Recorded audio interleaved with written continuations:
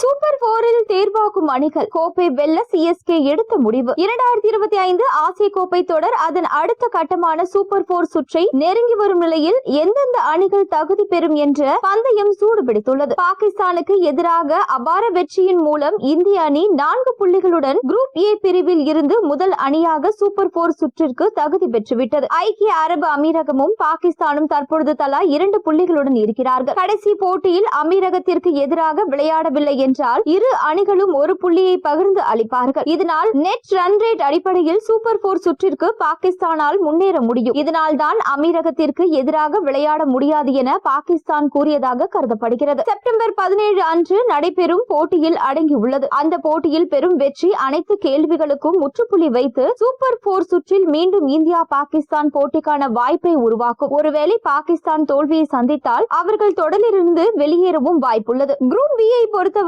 Hong Kong வெளியேறிய நிலையில் ஆப்கானிஸ்தான், இலங்கை மற்றும் வங்கதேசம் ஆகிய 3 அணிகளுக்கும் சூப்பர் போர் சுற்றிற்கு தகுதி பெற வாய்ப்புள்ளது. இந்த குழுவின் தலைவிதியை அடுத்த 2 போட்டிகளை தீர்மானிக்கும்.